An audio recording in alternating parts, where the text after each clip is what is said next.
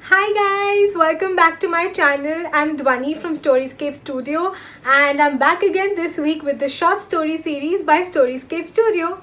So without wasting any time, let's move on into the video.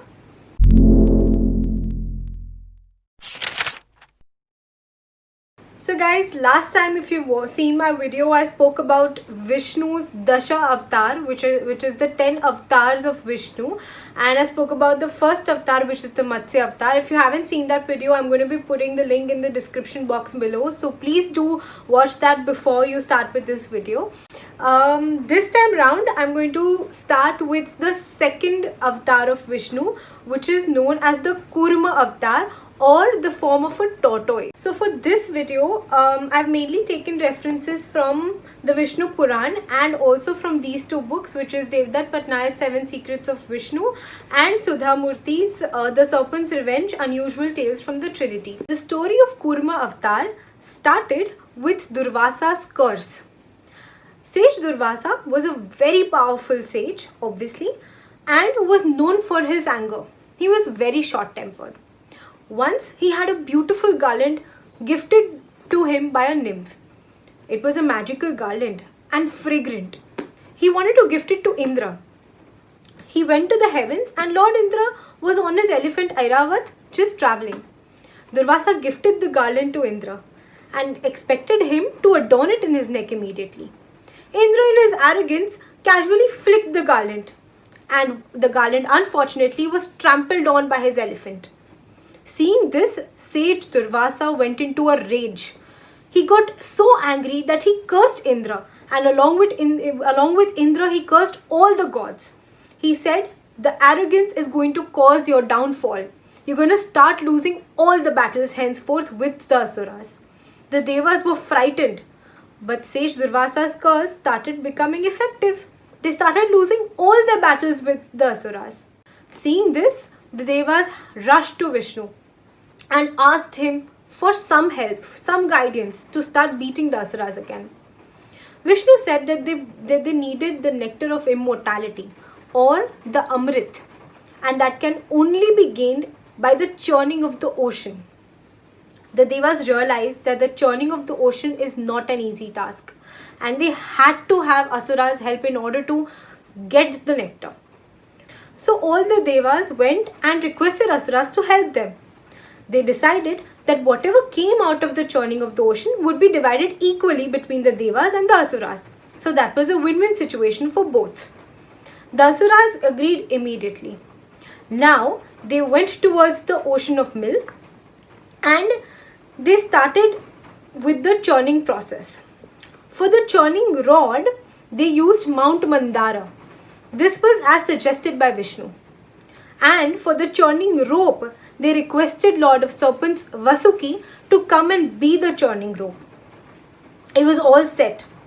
The Devas took the tail of the snake Vasuki and the Asuras took the head. But this was a huge mistake. That we'll come to know later in the story. Finally, they started with the churning of the ocean. But Mount Mandara was too huge and the ocean was bigger than Mount Mandara, because of which this mountain started slipping. There was no base or no support for the churning to be held in place. That is when Vishnu took the form of Kurma Avatar, or a tortoise, and he went below Mount Mandara to act as a supporting base. Finally, Kurma Avatar acted as a base, Mount Mandara as the churning rod, and Vasuki the serpent as the churning rope. And the churning of the ocean began in earnest. Huge foam and waves started erupting because of the churning. And slowly, fumes started coming out from Vasuki's mouth, which was slowly weakening the Asuras as well. That is why I said it wasn't a great idea for Asuras to take the head part of this churning rope. But the churning had to go on. The churning started. And there were many magnificent things that started to crop up from the churning of the ocean. A total of 14 Ratna, or gems, emerged, which was divided equally between Devas and Asuras. Kamdhenu, the wish-granting cow, also emerged, which Brahma gifted to the sages. a seven-headed horse also emerged from the churning, which the asuras claimed to be as their own. A parijit tree, one that keeps blossoming forever, also emerged, which was taken by the devas. Goddess Varuni, which is the goddess of water and wine, also emerged, which was claimed by the asuras. Finally, Lakshmi Devi, she emerged from the churning of the ocean. The devas and asuras were very eager to get Lakshmi to their abode. Who would want Lakshmi, right? But Lakshmi was torn. She saw the devas, she saw the asuras. But she saw someone in the middle of both of them. That was Vishnu. And Lakshmi immediately went and placed the garland on the neck of Vishnu, declaring him to be her husband. Along with Lakshmi, Alakshmi also emerged. Alakshmi also accompanied Lakshmi with Vishnu, and Vishnu treated both with equal regard. Moving on from the churning, Chandra also emerged, which is the moon, and he took his place on the jata or on the head of Shiva. After Chandra, the devas and asuras became excited. They knew that it was closer that Amrit, the nectar of immortality, was going to come. But before the nectar of immortality, something even worse happened. Halahal, or a very threatening poison, also started creeping up from the churning of the ocean. It was blue in color and it started spreading around. The devas and asuras were getting weak. They realized that if this poison spread throughout the earth or in all the three realms, everything would be destroyed. Nothing would be as it was before. Realizing this, Vishnu and Brahma immediately evoked Shiv. Shiv came and took the burden on his own shoulders. He took halahal and drank it. But as soon as it reached his throat, Goddess Parvati rushed to him and held his throat to stop the poison from entering the body. Hence his throat immediately turned blue, and hence he is known as Neelkant as well. Finally, after the halahal, Dhanvantri, the divine physician, also emerged with the bowl of nectar and a book of all the knowledge of medicine. The book was known as Ayurveda.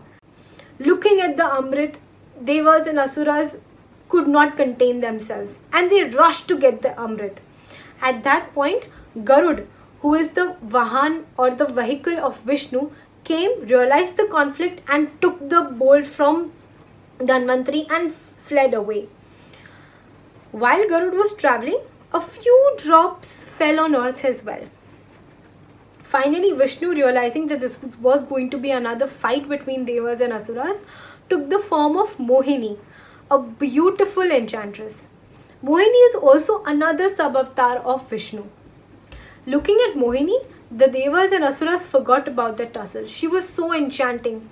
Mohini shyly asked them if she would be honored to present the Amrit to all of them equally. The devas and asuras immediately agreed. She made the devas sit on one side and asuras sit on the other side. Garud came and he gave the nectar to Vishnu in the form of Mohini. Mohini started coyly first giving the Amrit to all the devas sitting in line, while she was shyly giving sweet glances to the asuras. They didn't realize the foul play that was happening. Mohini slowly started giving the nectar to everybody, and she was almost finished when two asuras sitting at the end of the line, named Rahu and Ketu, realized what was happening, and they immediately switched sides to the Deva's side. But Mohini didn't realize that, and she was just going to present the Amrit to them when Chandra and Surya, the two Devas, realized that they were Rahu and Ketu. They immediately alerted Mohini, but it was too late. The asuras had already taken a few drops. In spite of that, Mohini took the form of Vishnu immediately and took the Sudarshan Chakra to kill both the asuras. But unfortunately, they had already taken a few drops of the Amrit and hence they became immortal. And because of that immortality, till date, Rahu and Ketu take their revenge from Chandra and Surya for spotting them in the line, in the form of the solar and the lunar eclipses. Finally, the nectar was given to the Devas and both the Deva and the Asuras realized their defeat. Now I know you guys must be wondering, why the Asuras weren't given their share of the nectar if they worked hard for it as well? But don't forget that there was imbalance by the Devas weakening. The Asuras were strong anyway, and they also had Shukracharya, who was their guru, who had the Sanjeevani, or the power to resurrect the dead as well. So the Asuras was as good as immortal anyway. But with the additional Amrit, they would become truly immortal and so deep in power that they would start misusing it. Vishnu realized that, and he also realized that the Asuras needed a powerful opponent to keep the balance intact. And hence he gave the nectar to the Devas so that they would be immortal and the balance would be preserved between the Devas and Asuras. If you notice, in the churning of the ocean, the good and the bad both emerged. If there was Lakshmi, there was also Alakshmi. If there was nectar, there was also poison. So Devas and Asuras both are important to keep the balance intact. And Vishnu did just that by taking the avatar of Kurma. Again, little fun fact. Remember, Garud lifted the nectar during the churning of the ocean and flew away, and a few drops fell on earth. Those drops fell in Prayagraj, Ujjain, Nashik and Haridwar. All of these drops, wherever they fell, the earth became sacred immediately. And it's over there that every 12 years Kumbh Mela is also celebrated. So did you imagine that there was such an interesting story behind the Kumbh Mela? So that's it for this time, guys. I hope you guys liked the video. Do like, comment and share with your friends and loved ones. Also, do subscribe to my channel and click the bell icon to not miss any of my updates. Follow me on Instagram under the name of Storyscape_Studio. I'll be back again next week with the third avatar of Vishnu called the Varaha Avatar or the Wild Boar. So stay tuned and thank you so much for watching. Bye bye. Stay safe.